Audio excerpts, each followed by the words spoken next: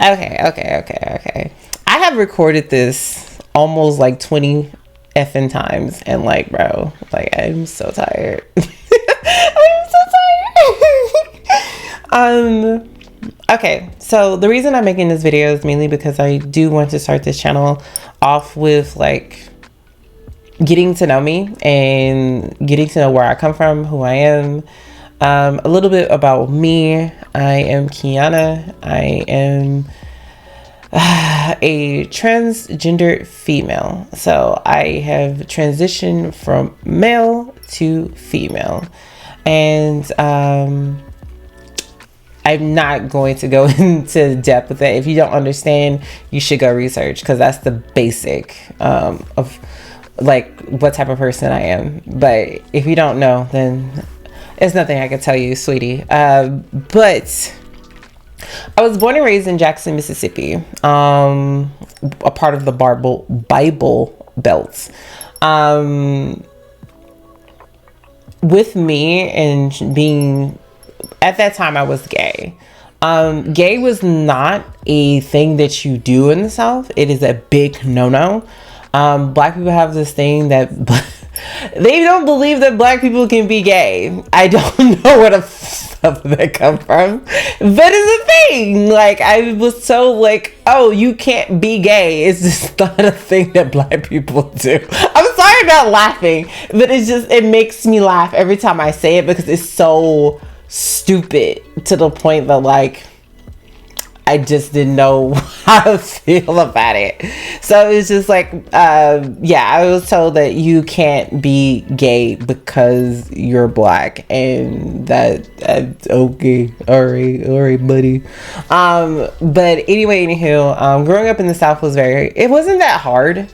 It was hard at points, but the thing is, because of the love of my grandmother, my mother, and my brother, I was able to live a comfortable life and be safe. A lot of people love my mother. A lot of people love my grandma. A lot of people love my brother. A lot of people knew my family. So, I didn't really have to deal with a lot growing up. But like, let's start from the beginning. In elementary school, yeah, I'm starting all the way back here. In elementary school, I was hyper feminine. So like, I got picked on a lot. I cried a lot. I was very emotional. I was told that I was weird. And this was from teachers as well. I heard you ever heard a teacher call me weird because I was so feminine. And this was like, I was in first grade. She literally called me weird.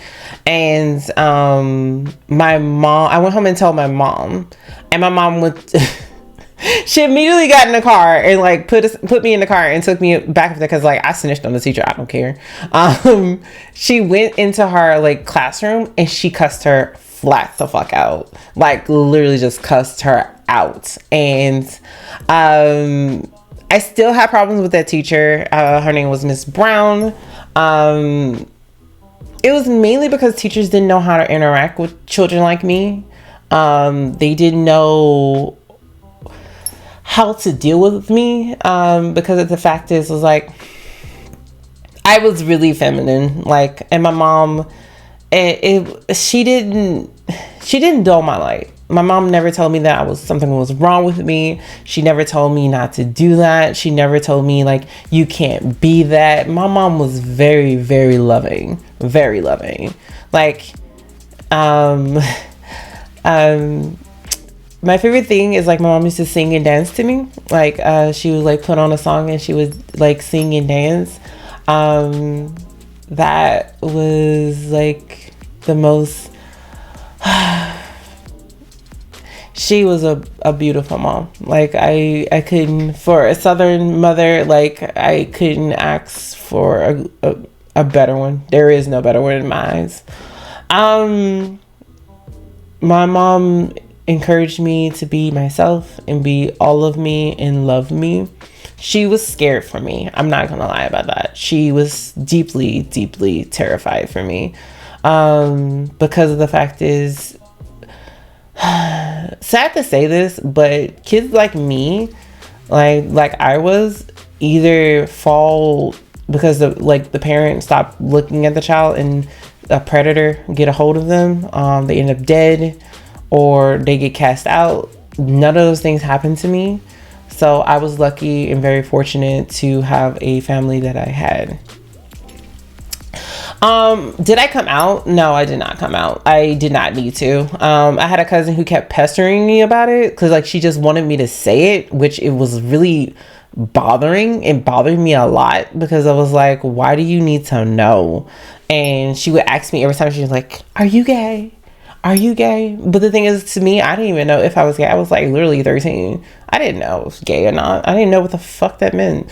I just knew that I liked it, guys. But the thing is, I didn't want to be a guy. And that was like one of the things that like really bothered me is like I hated how I looked.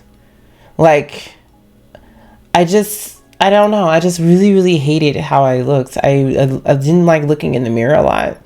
I would clean myself up, and the only reason I did that is because I didn't like looking dirty. I always liked looking presentable, and that was one thing in the South, especially in a Southern family. You must always look presentable. You always have to look good. That's just the South. That's just how it is.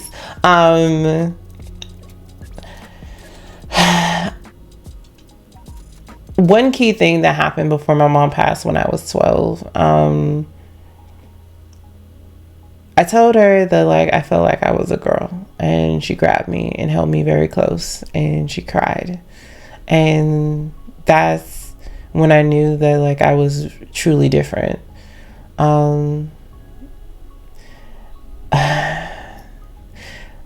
When my mom died, it was just me and my brother, and I had a very abusive uncle who my brother and my grandmother always defended me against him. He would either whoop me because I was way too feminine. Like it was one time he tried to slap me because like I was happy. And I screamed, but the scream was so girly, it irritated him. Bitch. And I would never forget this because of the fact is he made it so apparent to try to discipline me. It pissed off my grandma. And my grandma was like, leave them alone. I got called they and them a lot when I was a kid. And like, because of the fact is how feminine I was. But at the same time, like my cousins always would either call me he or they or them, or like just to fuck with me. Them. Like my grandma sometimes would call me her on mistake. And I know she would because then she'll try to like correct herself. But like my uncle always, no matter what I did, he always tried to attack me. And the thing is, he was a pastor. So like, you know how that road goes. My brother was against me being the way that I was. My grandma, she was kind of too. Until one day I was like expressing myself. So my grandma bought me a lot of clothes and she told me I could do whatever I want with the clothes. So I started cutting them up and I started designing them how I wanted them to look. And I was like really, really happy because I was excited because the first day of school I would be able to dress the way I wanted. And I remember my uncle like getting really upset because of my clothes because I came home from school and I had fishnet under. It was a fishnet top under my shirt. And I had a really tight shirt. It was like two bad things happened that day. First, my teacher tried to get me suspended because of my shirt. It was my Bloody Valentine. It was a t-shirt that someone bought for me at school. And they gave it to me because it was too small for them. And he bought it for himself. He couldn't fit it. He gave it to me and said it was a gift. Then later on, I found out it was not a gift, but whatever.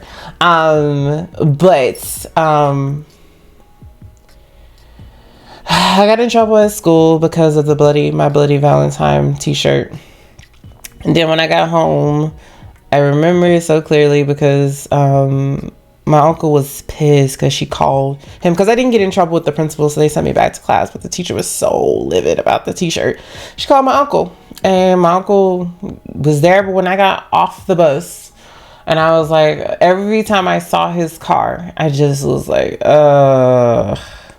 this motherfucker. And I was walking in the house, and that was like, anytime I saw his car or saw him, I literally tried to hold any femininity that I had back, because of the fact is he would literally ridicule me for it, or put me down, or make me feel less than, because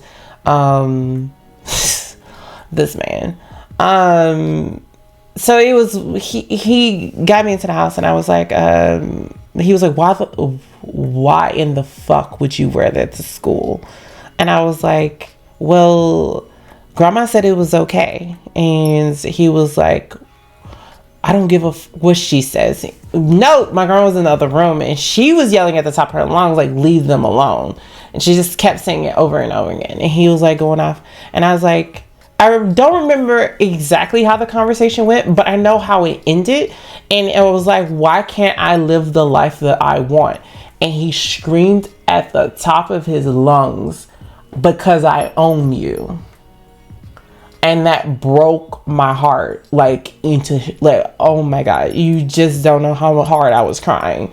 And me and my brother usually tell each other, like, we hate each other, we couldn't stand each other, because we were so night and day. Like, literally, we were the same, but so different. He was the night, and I was the moonlight. We was just different, but at the same time, we were the same. My mom really raised us to be really good human beings, and that's all I can ever ask for. When he heard that I was in the pain that I was in, my brother came into my room, and he was like, he didn't have the right to tell you that. He was like, you could be whatever you want to be. And because he did a lot of messed up things to, like, talk and put me down, but he was the first time my brother ever was like, you know what, it's wrong for me to try to put my ideals onto you. Like, if that's not who you are, that's not who you are. And that was the first time my brother, like, consoled me and made me feel better about, like, the situation. My uncle also bust out that same day. He's like, why can't they be normal? He was like, I would accept them more if they just get married and pretend that they're a man and just have a gay lover on the side. And I was like, and I remember my grandma saying, like, I would rather them be like the way that they are.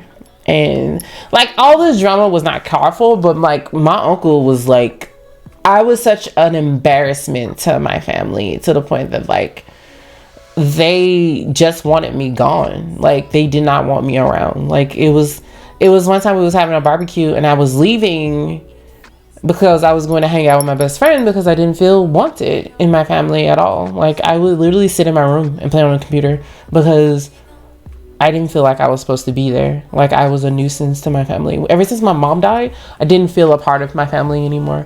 If it's not my brother coming in my room, my grandma coming in the room to tell me something, my family did not come in, because they wanted nothing to do with me.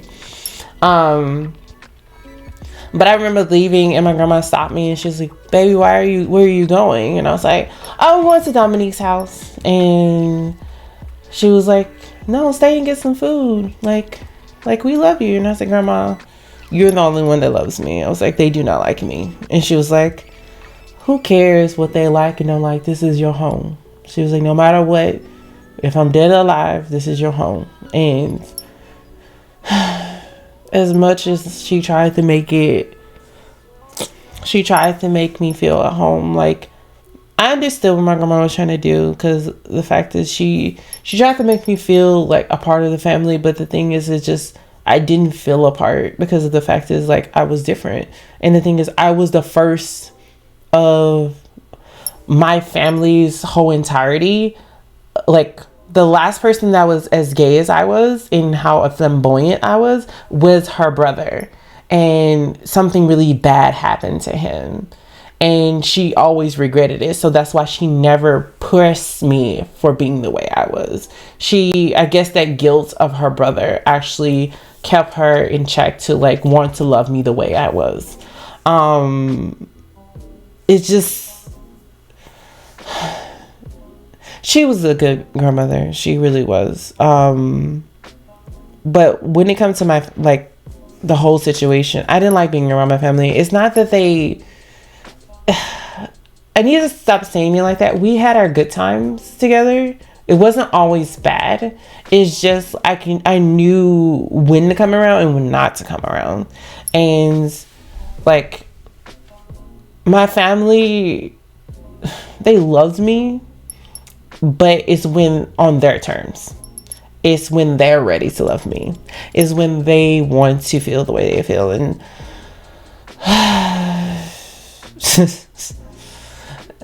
my family is what it is. But I started hanging out with my best friend a lot. I even started slowly moving in with her. But then 1 year came. I graduated from high school. And the same year my grandma got extremely sick. My brother was also diagnosed with cancer. So I was like, okay, I'm gonna go to college. And I was like, and I got everything set up and I was about to go. And then my grandma got really sick. And when she got so sick that she couldn't walk, I stopped. I was like, I can't go to college.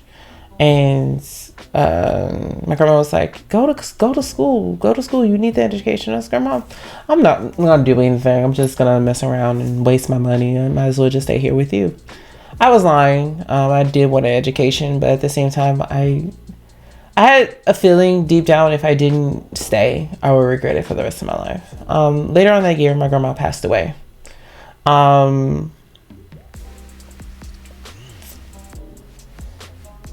She passed away, and a month later, my brother passed away. That was the hardest year that I had to ever endure.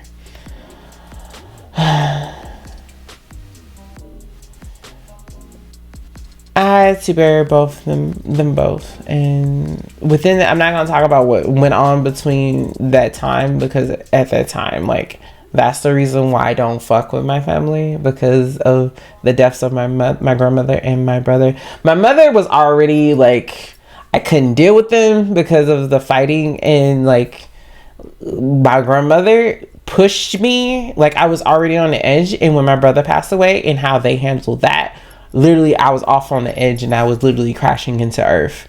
I just could not take it anymore. I just hated all of them. And like, if any of my family members find this, because most of them, I'm gonna get to that subject anyway, but I decided to move. I contacted my father, and my dad was a bit like, he was in my life. He was proud of who I was, so I decided to move. When in that time, I told you, like, I was starting transitioning slowly, but I wasn't fully transitioned at that time. I was deciding, at the time when I was leaving, I was deciding if I wanted to get silicone in my face, and I'm glad I did not do that. If you don't know what silicone is, a lot of trans females and also cisgender females try to get cheap plastic surgery by getting a liquid substance that harden with between the layers of the skin. Do not ever do this. This can actually warp your body. The silicone isn't formed to look a certain way, so whatever is hardened as is what it looks. That's what you get. I was about to do it twice, and both times the person flaked. So then I ended up moving, and I was like, well, I couldn't do it. So then I moved to Oregon with my dad. A whole bunch of stuff went down, and I ended up doing shows, and I ended up becoming a part of the cast of Hamburger Marys. I'm going to skip a little bit. Then I started transitioning. That's where I met Gianna. Gianna actually started me on my transition, and she started giving me advice of what I should do, what I shouldn't do, and stuff like that. There's a lot of stuff in between. I'm skipping a lot of it. My family know that I'm trans, because I transitioned later, and then when I was halfway through my transition, I contacted them and was like, yo, this is who I am now, blah, blah, blah, blah. You know how it went. It did not go well. It's a lot of things. One, they think 9 times out of 10, if they do not watch this video or ever watch this video, they literally think that I am catfishing as someone else. Like, literally, one of my cousins was like, they took someone else's photo and pretending to be them. Bitch, I was like, okay, all right. Okay, you go, queen. You do you. I was like, I guess I am a baddie. But it's just like, my family just can't accept and will not accept me for who I am, no matter where I am. It's just how family is, and the thing is, you cannot make them happy. You just gotta keep living you and doing you. But I've been transitioning for 12 years. I'm glad I made the decision to transition, because of the fact is, like, it was the best decision I have ever made. But at the same time, like, I understand where I land and who I am. And why I say that is because a lot of trans women get into this, they start transitioning and not knowing why they're transitioning. And the thing is like, one girl I met, like, oh, I'm gonna be pussy, I'm gonna be this, and it's like, that is not the mentality you should be trying to seek. When I started, Gianna was like, you need to be trying to find happiness within yourself. That is the whole point of transitioning. And like, I started taking pride of myself. I started doing my own hair. I started dressing myself. I started, not saying I didn't dress myself at first. It's just, I didn't care. I really just didn't care. And now I care. But I care more now than I did ever in my life. So I care how I look. I care what I present, how I present, stuff like that. The one thing that I do tell girls when they first start, change your name, like, legally. That should be your first step. Nothing else. You should be already dressing like the way you are.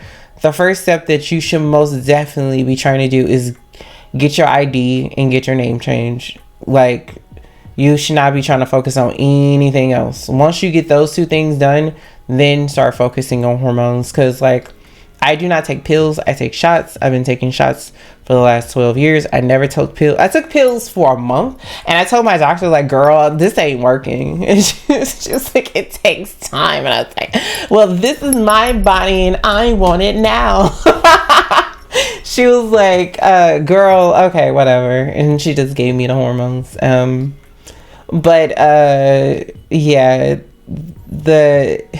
it's crazy. But I'm gonna end the story right here and right now. But I hope you all come back and see more content like this from me. But I will be talking about a little bit more of myself. But other than that, I gotta go.